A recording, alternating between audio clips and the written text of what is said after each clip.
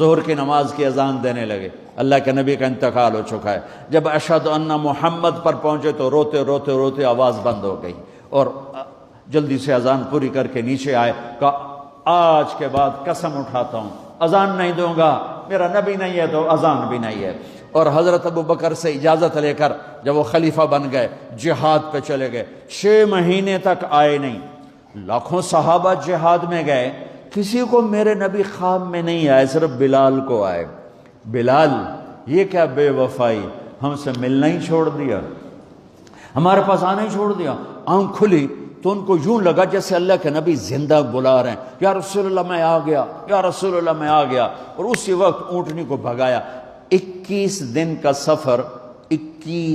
کا سفر 7 دن میں کیا، 7 دن صرف نماز اور پیشاب کے لیے اترتے تھے اور بھگاتے بھگاتے بھگاتے 8ویں دن جب مدینے میں پہنچے تو آتے ہی شور مچایا، یا رسول اللہ میں آ گیا، یا رسول اللہ میں آ گیا۔ ان کے ذہن سے نکل گیا کہ آپ تو دنیا سے جا چکے ہیں۔ جب مسجد کے قریب پہنچے تو پھر تڑپ اٹھے اور چیخنے لگے کہ آپ تو ہیں ہی نہیں۔ پھر گئے سیدھے قبر پہ جا کے یوں قبر کو لپٹ گئے، یا رسول اللہ میں تو آ گیا ہوں، آپ کہاں ہیں؟ یا رسول اللہ میں تو آ گیا ہوں، آپ کہاں ہیں؟ یا رسول اللہ میں تو آ گیا ہوں، آپ کہاں ہیں؟ بے قراری میں روئے جا رہے، میں تو آ گیا ہوں، آپ کہاں ہیں؟ میں تو آ گیا ہوں، آپ کہاں ہیں؟ نماز کا وقت داخل ہو گیا۔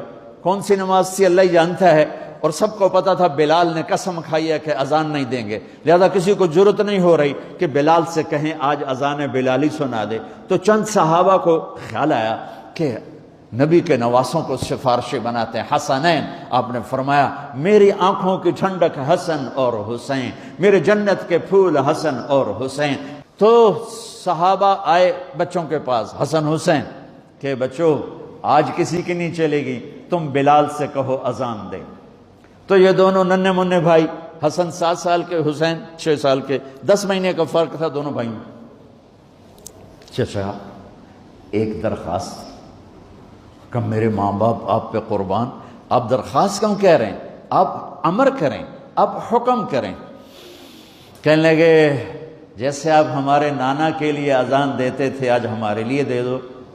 تو ایک دم وہ رونے لگے بلال، کہا ہائے میرے بچوں، میں نے قسم اٹھائی تھی کہ میں اللہ کے نبی کے بعد کبھی اذان نہیں دوں گا، لیکن تم پہ تو ہزاروں قسمیں قربان ہیں، میں اپنی قسم توڑتا ہوں اور اذان دیتا ہوں۔ جب وہ چڑھنے لگے اس بی بی کے گھر، قریب ایک انصاری عورت کا گھر تھا جس کی چھت پہ چڑھ کے اذان دیا کرتے تھے، تو سانس رک گئے سب کے، آنکھیں پھٹ گئیں، اور وہ یوں منظر دیکھ رہے کہ آج بلال تو ہے، محمد مصطفیٰ نہیں ہے۔ آج اذان بلالی تو ہوگی لیکن محمد مصطفیٰ کی جھلک نہ ہوگی۔ جب انہوں نے کانوں میں انگلیاں، جب انہوں نے اللہ اکبر کہا تو مدینے میں گھر گھر ماتم بچھ گیا، عورتیں بھی چیختی ہوئی گھروں سے باہر نکل آئیں، سارے مدینے کی گلیوں میں چیخ و پکار مچ گئی، اور یوں سب کو لگا جیسے محمد مصطفیٰ زندہ ہیں اور ان کا زمانہ ہے، لیکن آپ تو جا چکے تھے۔ یہ بلال کو جو رتبہ میرے رب نے دیا، یہ غلامی مصطفیٰ کی وجہ سے دیا ہے۔